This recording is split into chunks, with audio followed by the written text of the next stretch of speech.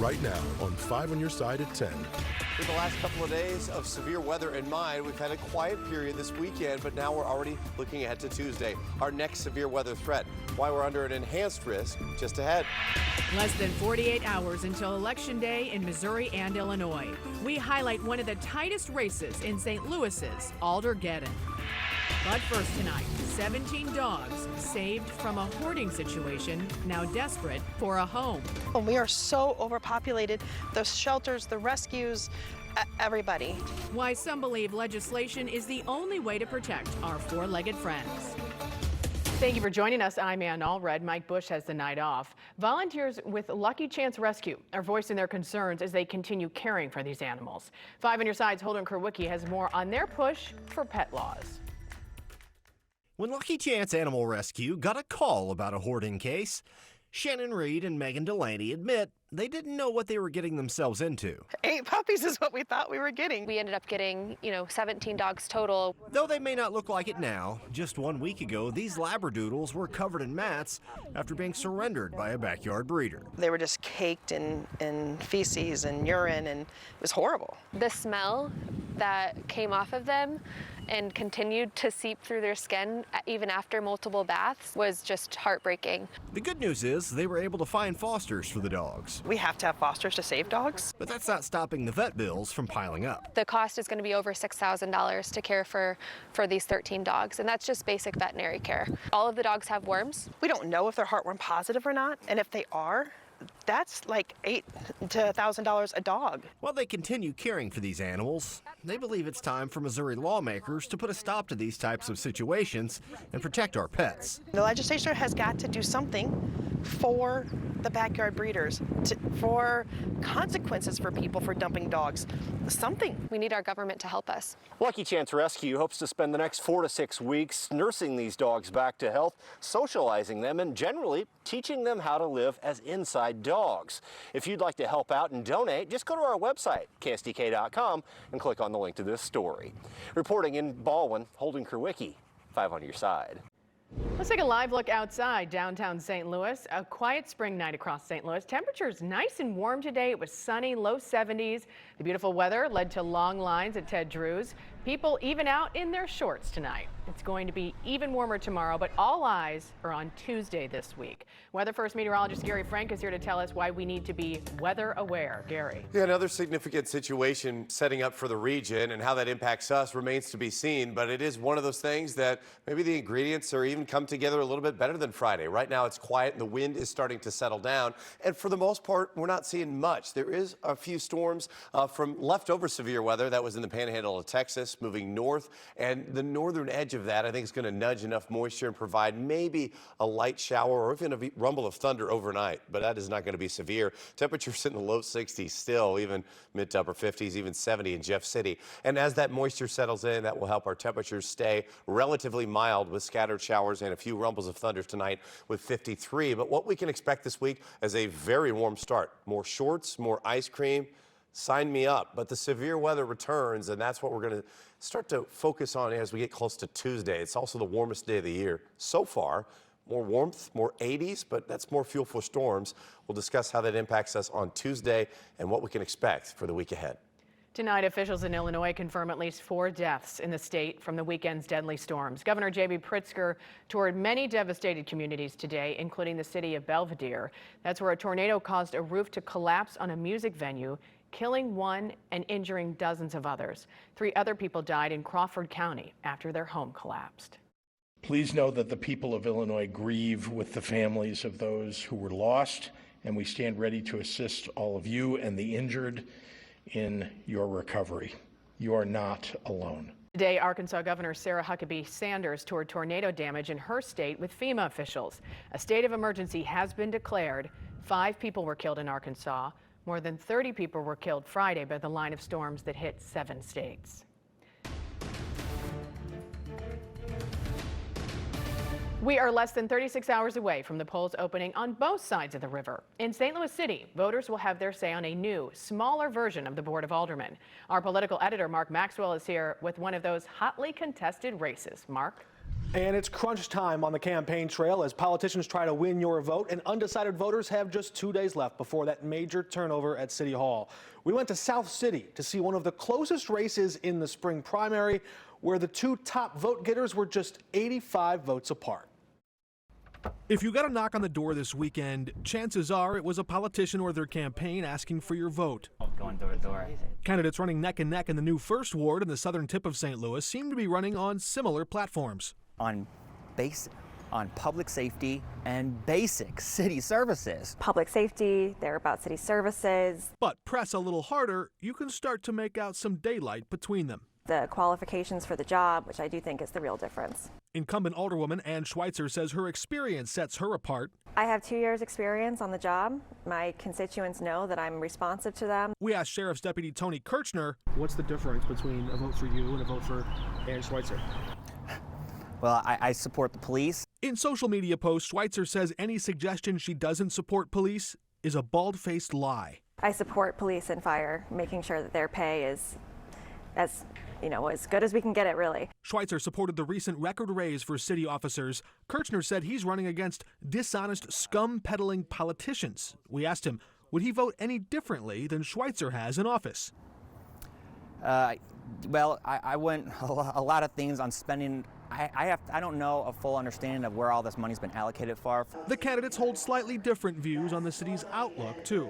I have seen an improvement. I think trash is being picked up a lot more consistently in the 13th Ward. The 911 calls are being answered quicker. While Schweitzer says things are bad but improving, our officers are leaving by the day. We have all the good officers that have left to go out to St. Louis County. Kirchner says things are so bad he's backing Missouri Republicans' plan to strip the city of control of its own police department. The most important thing to me here is that people who live in the city of St. Louis have control over their elected officials, their administration, and their police department. If there is a state takeover, that is not the case. In public forums recently, Kirchner has also flinched at some of the press coverage and scrutiny around his private life that often comes with running for public office, and races across the city are heating up as well. We'll have more coverage of those other hot ward races tomorrow, continuing right up through election night when polls close at 7 o'clock. For more information on the top races and what you need to know before casting your ballot, go to kstk.com/election and then join us Tuesday night. We'll have results on more than 400 races once the polls close at 7, with expanded coverage at 10 o'clock. Tomorrow, a St. Charles woman found murdered inside a Maryland Heights apartment will be laid to rest. A visitation for Jackie Mitchell just wrapped up about 2 hours ago. Her funeral is tomorrow at 10 a.m. at Newcomers St. Peter's Chapel. The 39-year-old was reported missing on March 14th. Her body was found 6 days later in Joseph DeJoy's apartment. He is charged with second-degree murder and is being held on a $1 million bond. A hearing is set for tomorrow morning for the St. Louis man accused of causing the crash that led to a Tennessee teen losing her legs. Daniel Riley faces several felony charges. He was out on bond at the time of the February crash. Court records show he violated GPS monitoring dozens of times. Tonight, the young victim of that crash is out of a rehab facility and is recovering at her Nashville home. The family of 17-year-old Janae Edmondson announced the update this weekend. She was in St. Louis at the time of the crash for a volleyball tournament. A GoFundMe page has raised nearly $800,000 for Janae. Tonight, local celebrities hitting the basketball court for the Stop the Violence charity basketball game. The 16th annual game at Jennings High School promotes nonviolence in the community. Artists like Kiwan from the St. Lunatics and Brian Zeus Rebel Waters came out in support. It's just showing everybody that the neighborhood can come together, that the music, entertainment, industry can come together here, and we're doing something positive for the kids.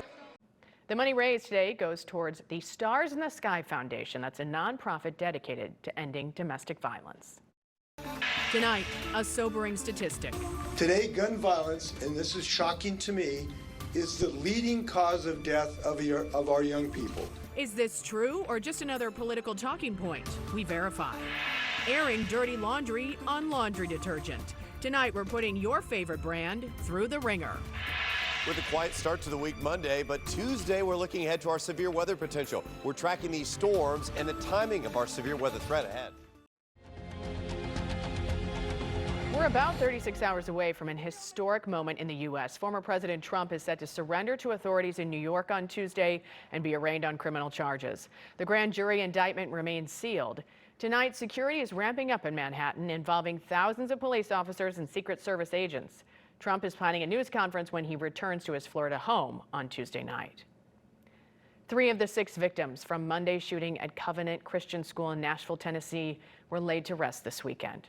Funerals for 9-year-old Haley Scruggs and substitute teacher Cynthia Peak took place yesterday.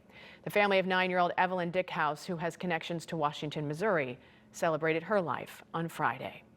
Funeral services for Catherine Kuntz, the head of the school, and custodian Michael Hill will be held this week.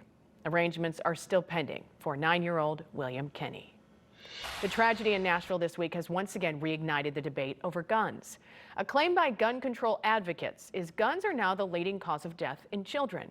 Even Congresswoman Cori Bush tweeted that statistic. Tonight, Mark Hanneran from our Verify team takes a closer look at the sobering statistics.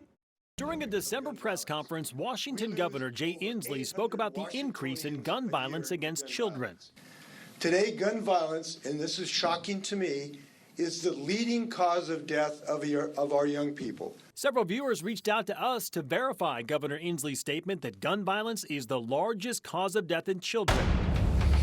Our sources are the CDC, the New England Journal of Medicine, and the nonprofit, the Gun Violence Archive. And so you're tracking all gun-related injuries and deaths? All gun-related injuries and deaths. Mark Bryant is the co-founder and executive director of the Gun Violence Archive, which was created in 2013. Their goal is simple: track in real time the number of gun-related deaths and injuries across the nation. And they do that with a team of 24 researchers in different regions that track things like law enforcement reports, including their social media accounts, along with traditional media accounts. So we asked him about Inslee's claim. He says gun violence is the leading cause of death for young people, ahead of car accidents and cancer. And the answer to that is yes. That is accurate. It only the crossing was this last year. What's the other data show? The New England Journal of Medicine reports the top 3 leading causes of death in children are guns, vehicle crashes, and drug overdoses and poisonings. The CDC data shows gun-related deaths trending up in recent years. Their latest data is from 2020, when 2,500 people ages 17 and under died from gun-related incidents, up from nearly 1,900 in 2019. And in 2020, gun-related deaths outnumbered car crashes by about 800. But since the CDC's data is only available through 2020, we turn to the Gun Violence Archive for the last 2 years. We know that there's a lot of reasons. You got a lot of kids carrying guns that shouldn't be carrying them. To be clear, the CDC does include suicides in its numbers. The Gun Violence Archive does not. If they did, their numbers would be higher. But in 2021, they reported 1,573 children were killed in gun-related deaths. In 2022, that number climbed to 1,676, the highest number they've ever recorded. What do you make of the fact that gun violence last year was the leading cause of death for children? It's several items. It's there are more guns available. If you have more guns, you're going to have more guns stolen. You're going to have more guns that owners failed to properly stow their guns, so they're easier to steal. You're going to have more kids that find guns, young kids that find guns that dad thinks are hidden, and they're not. A 4-year-old boy knows exactly where they are. So we can verify, according to the data from the Gun Violence Archive, in 2022, guns were the leading cause of death in kids in the U.S. What can we verify for you? Send an email. verify@ksdk.com is the email address. Tonight, Christians are observing Holy Week. Pope Francis presided over Palm Sunday Mass in St. Peter's Square today. It comes just one day after the 86-year-old was released from a Rome hospital where he was treated for bronchitis. Holy Week is observed through Easter Sunday, which is 1 week from today. It marks the events leading up to the crucifixion, death, and resurrection of Jesus Christ. Meteorologist Gary Frank back with us again. Focusing in, laser focused on Tuesday for the potential of severe weather, and you think it could be possibly worse than what we saw on Friday. It could be. The ingredients are shaping up for that. It's going to be warmer. We got more moisture. So those are two things that, we were kind of working our way to, where's the sun going to come out on Friday, right? And then it did come out, and then we were actually relatively, all things considered regionally, it was a little bit more quiet here than you would have expected it to be based on the amount of tornado watches and the significant tornado watches that we had. Very fortunate, but we'll look ahead. We want to prepare you right now. The wind is still pretty significant as we look at 100 above the park, and temperatures have warmed up significantly after temps got in the 70s today. We're at 63. 72 was our official high, so, our average is 63 at this point. So we're improving. We're going to be warmer this week. There's no doubt about it, but we have that south-southeast breeze. It will continue to not only keep our temperatures up overnight, but we're also going to add a little bit more moisture. We can kind of see where that is here at this moment from Springfield and Tulsa, and that's what's going to settle in. But we haven't seen any rain from this. And what we're going to look at here over the next several hours is just cloud cover, and we're already starting to see pop up north of Springfield. That's what I would expect, and that's just popped up within the last 10 minutes. That's what I would expect is going to impact us here as we get closer to the next several hours, and probably maybe wake you up if you're a light sleeper, a rumble of thunder or two, but you're most likely going to wake up to wet pavement or a wet car surface if you have your car outside. And tomorrow early morning by 2 or 3 o'clock, you'll see that that's something that may at least be noticeable tomorrow morning. Otherwise, it's not going to be a wet day. In fact, we're going to be in the mid-70s, and other than an isolated shower, as that system lingers, we should be okay. But the system that's going to create issues for us later in the week is still south of Alaska. It's working its way onshore,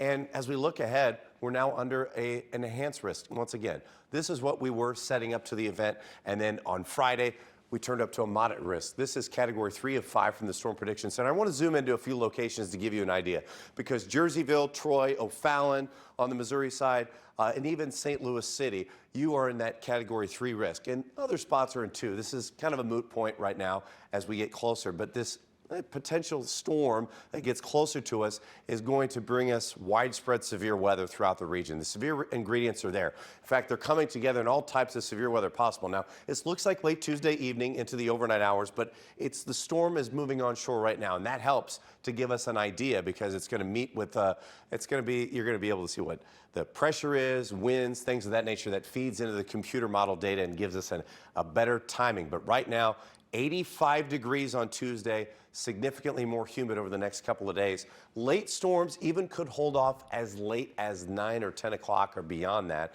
and carry into the overnight hours. So that's our next alert day, and that's what we'll watch out for. But otherwise, it's a quiet start to the week, and Anthony will have more on this tomorrow starting at 4 a.m. But I'll tell you what, it's going to be a day that we keep you posted about for the next 24 to 36 hours. And election day, so yes, it is important that we keep an eye on it. All right, Gary, thank you. Is your selection in the laundry detergent aisle on rinse and repeat? Tonight, we're sorting through popular products and putting them to the test.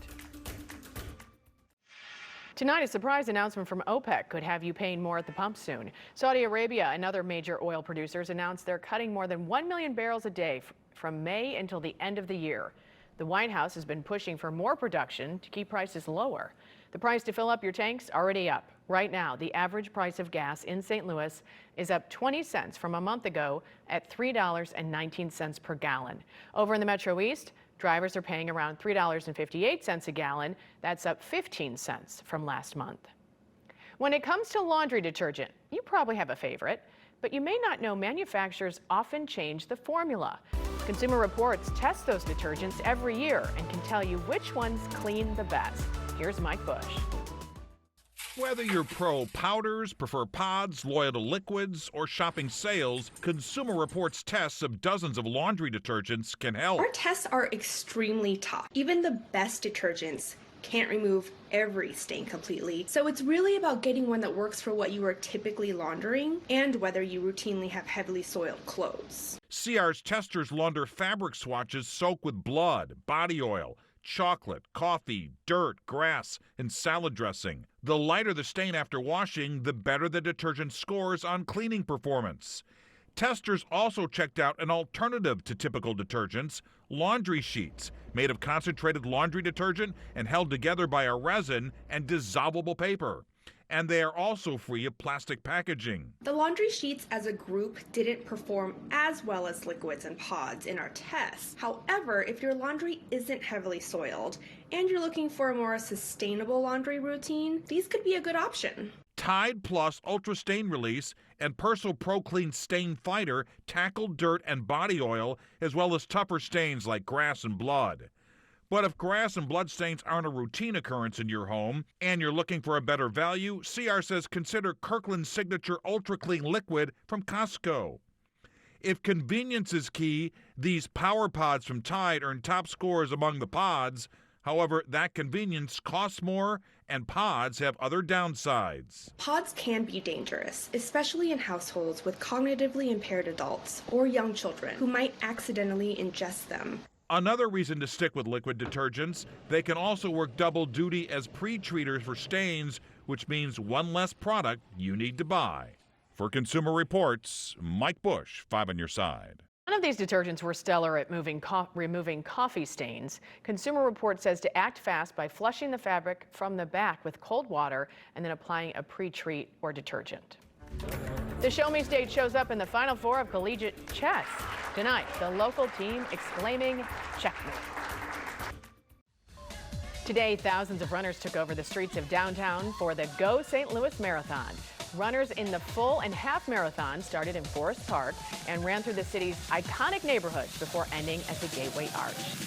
Congratulations tonight to the Webster University chess team. Today, they took home the President's Cup in the National Collegiate Chess Tournament. It's the university's 6th national title. Webster also hosted the Final Four of college chess for the first time. SLU and the University of Missouri also made the Final Four. And thanks for being with us for 5 on your side at 10. Start your day with Today in St. Louis beginning at 4 a.m. And now here's Frank Cusimano with Sports Plus.